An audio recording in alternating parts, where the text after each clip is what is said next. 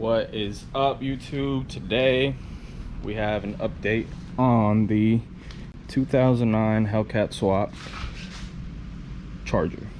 So if you guys checked out my video prior to this one, we were having fuel pump issues. I pretty much go over how I got to the point where I knew that it was the fuel pump. So, you know, if you think you're having fuel pump issues, you can go look at that video and then pretty much walk you through how we got to that diagnosis. So on this one, as you guys can see, we have the fuel pressure gauge on there, just to make sure we're getting the right amount of pressure on there.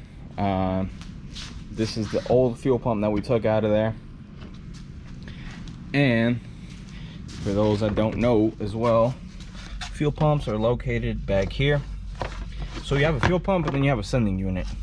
We had the actual fuel pump that was bad.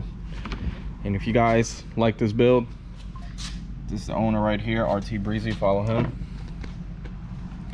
Anyways, in the last video, like I said, I pretty much went over this. The fuel pump was not priming, meaning when you turn the key, when you hit it again and put it in run, you should hear the fuel pump turn on, and that pretty much like fills up the fuel lines. Let me see if it catches the sound, but I'm about to turn it on. There you go, you can kind of hear that turn on. Let me do it one more time. There you go. That's what it should be doing. So pretty much what that just did is fill up all the fuel lines, so that when you do this, boom,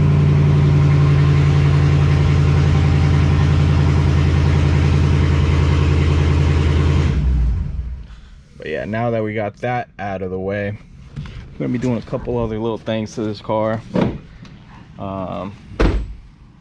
But yeah, that's pretty much that on this for the time being. Over here though, we got quite a couple little things over here. First of all, we got this Porsche Panamera right here, doing a few things to this, fixing the headlights that weren't turning on, putting a emblem in the front. And over here, man, we got this Challenger Hellcat. I don't know if you guys can tell. Redeye. Because I'm not gonna lie to y'all, I've seen a few of these badges and you open the hood and it's just a regular Hellcat. This is not up badged. You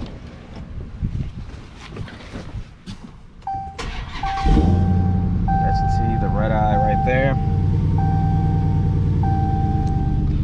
This one still has that tag on there.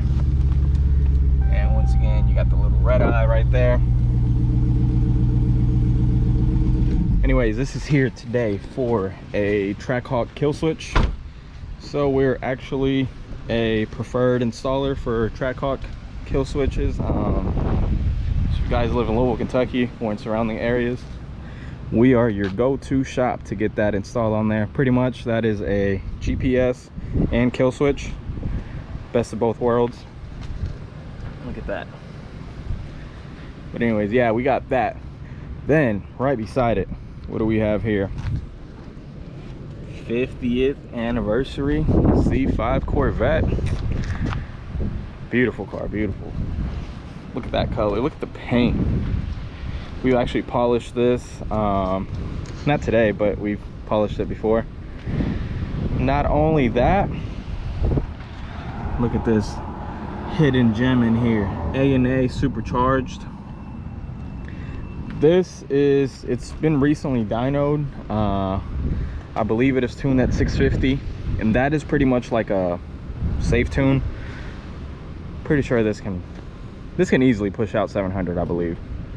But like I said, just for the sake of, this isn't a race car, this is just a supercharged car that isn't out here, you know, they're not dogging this car on the daily or anything like that. But anyways, the main reason this came was because he was driving it and it wouldn't accelerate anymore. We scanned the codes and everything on it. It says shift solenoid was stuck. So we're gonna be checking all that out, doing some live data on the scanner and all that, make sure that is actually stuck. Look at the interior on this car. Hey, I've been looking for that charger. I have a bad habit of leaving stuff where I'm not supposed to. Anyways, this is a pretty handy little wireless, not wireless, it is a wireless charger actually, battery pack, because I forget to charge my phone quite a lot. Anyways, yeah, that's that on these. And inside, as you can see, we got 4 boxes. We got these wheels. I believe the brand is RVRN. These are some pretty expensive wheels. That will be going on a C3 Corvette, 70, I believe 73. But yeah, these wheels are amazing. So I'm gonna be ceramic coating these, getting the tires mounted on them, and put them on the car. Man, this is gonna change the look of the car quite significantly. But yeah, that's pretty much the update for today on kind of where we're at with everything. I'll be doing probably a little update video on the Hellcat swap that we're doing. We got some more parts in for that. I just don't want to spam videos, you know, like insignificant videos of stuff that doesn't even matter. So once we get the majority of the parts here, we'll do an update video on that. And yeah, until next time.